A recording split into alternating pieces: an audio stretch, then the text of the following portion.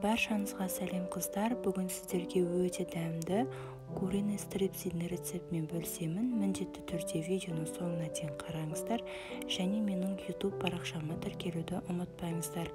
Ең алдымен тауықтың төс еті керек, немесе грудинка дейміз. Осыны видеодағыдай ұзыннан салом кетіп кесіп шығамыз. Стрипсиларыңыздың пішіні осы тауық етін қалай кескендеріңізге тікелей байланысты. Жіңішке, ұзыннан әдемілеп кессеңіздер де болады.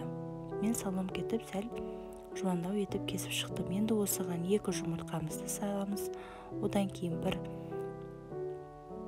қызыл періспен паприкамен де араласқан, осыны сеуіп шықтым. Көз мөлшерімен жарты шай қасықтай, одан кейін бір ас қасық кукурузный крахмал және де бір ас қасық сұйық май, одан кейін бір шай қасық осында оливковое масло қостым.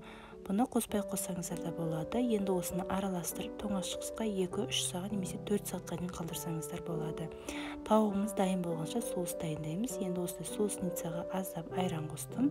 Оның үстіне бір шай қасық майонез, одан кейін кристальный тұз қостым, қара бұрыш қостым және де укроп қостым.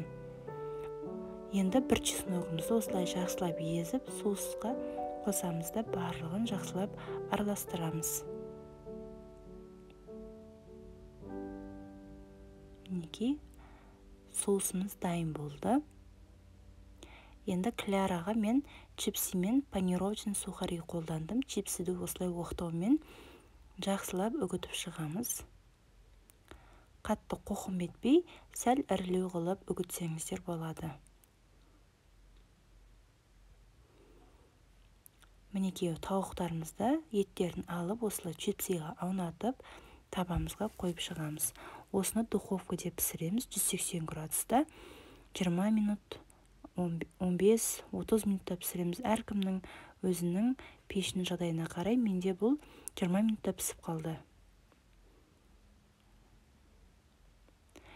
Жартысын мен панировочный сухариге аунаттым қыздар. Өте дәмді болып шығады. Барлықтарыңызға жасауға кеңес беремін. Міндетті түрде жасап көріңіздер. Видеоны соңына дейін қараған болсаңыздар, лайк басып комментария қалдыруды ұмытпаңыздар.